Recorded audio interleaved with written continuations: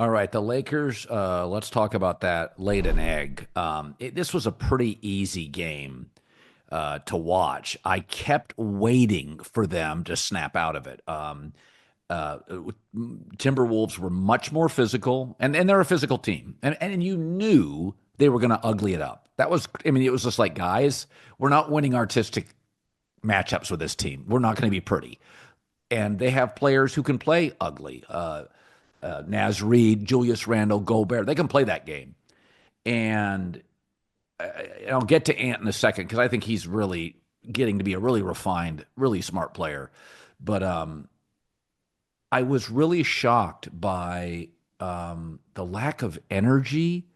Little criticism to JJ Redick. I kept thinking they played with a little bit more energy in the second half, I thought, for spurts.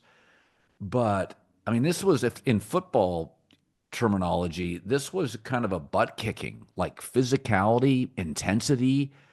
I mean, Minnesota took it to the Lakers. They just were a much more energized team. And little surprised the Lakers didn't shift into another gear. I really never felt they were the more physical team. They didn't even fake it. Were you surprised by that? I was super surprised. This Lakers team has always had a little bit of a tendency to have, inconsistent intensity from game to game, but I've always felt like championship teams know when it's time to go.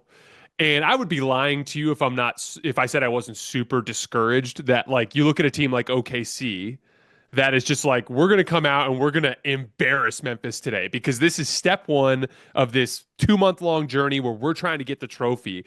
And there were three teams I watched yesterday, or I should say over the weekend, that looked like really unprepared for playoff intensity. And it was the Bucks, the Grizzlies, and the Lakers. They looked just really unprepared for the intensity, stretching even down to LeBron and Austin. And so Yeah. I want to start here. I want to give credit to Minnesota. I Yeah. thought they threw an incredible punch yesterday. I thought Ant was super measured and didn't play into the game plan, making stupid forced decisions around the rim. He took the kick out opportunities that were Yep. there.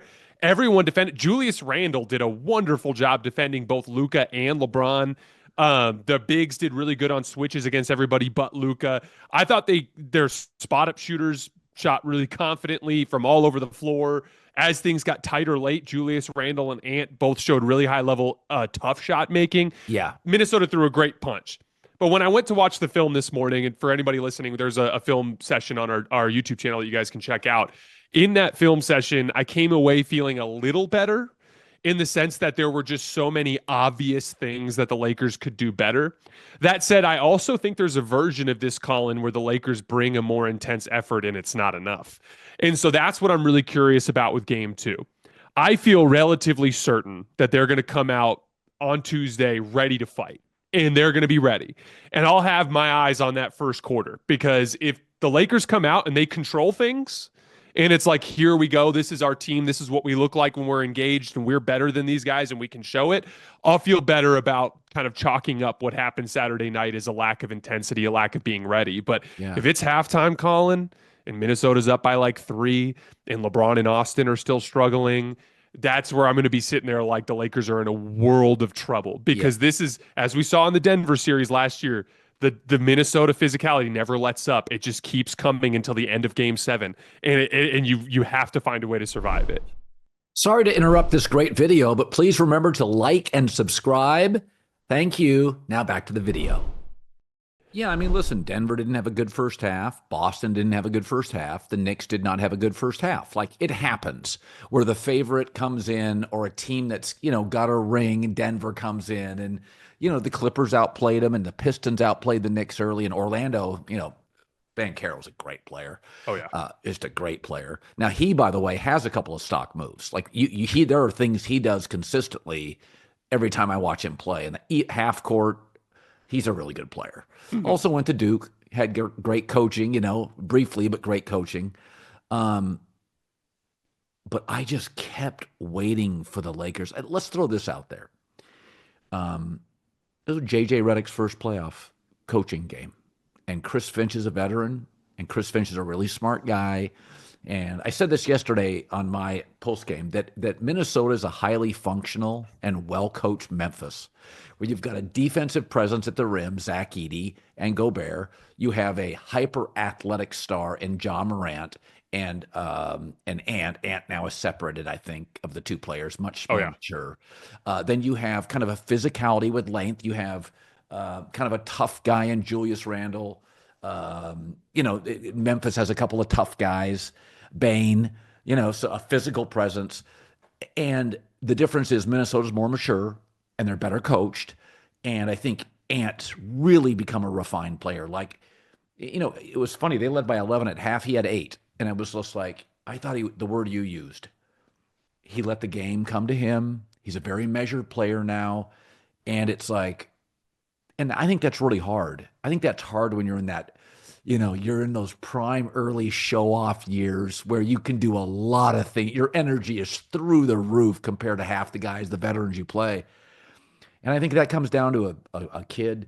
Every time I watch Ant, every year, Jason, I see a better player. And I don't with Ja Morant. Like with Ja Morant, I'm like, okay, I know you're athletic, bro, but you're not. Your shooting's getting worse. I think Ant's really becoming. I guess this is the way I would put it. I can see the work Ant puts into his game, and I can see what the staff, the work they put into Ant in the offense. I can see it. To your point, these two guys faced off in a playoff series in 2022 where Ja looked like the better player. And what has happened since then?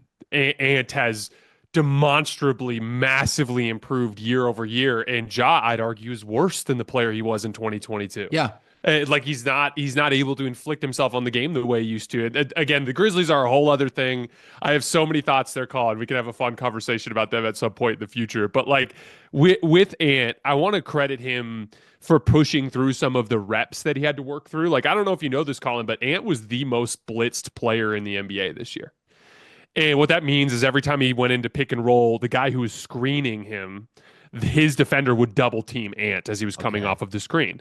So one of the reasons why they're not blitzing him for the reason you blitz Steph Curry. You blitz Steph Curry because you don't want Steph to get a 3 coming off the screen. They're blitzing Ant because they don't think he can pass, Colin. They're double teaming Ant at the end of games because they don't think he can pass. It was the narrative all season. Coming into this series, it was all everybody would talk about. And so I want to give Chris Finch some credit here too, because I think him and his staff literally went up to Ant and they were like, you cannot shoot your way through this series. You have to pass your way through this series. And I thought he did a wonderful job letting the game come to him. He like wouldn't take a 3 early in the game. He was like letting the game come to him. But then all of a sudden in that second quarter run, or in the third quarter run, he starts letting it fly in transition as the momentum is going. He started to get aggressive when the game called for it, but he just took what was coming to him there in the first half. And I just thought we've talked a lot about where Ant ranks in the league. And at the beginning of the season, I put him at number 5. And that might have been too high at the time. Yeah. But really, Colin, is he not the 5th best player in the league now? I mean, Tatum and Giannis and Luka, or Tatum and Giannis and SGA and Jokic are the top 4. Luka hasn't really been able to regain his footing since he got hurt earlier this year. I don't know of a player who's playing better basketball other than Ant, maybe Steph. There's Ant's crawled right back up that list after getting kind of criticized all year for not managing those double teams very well.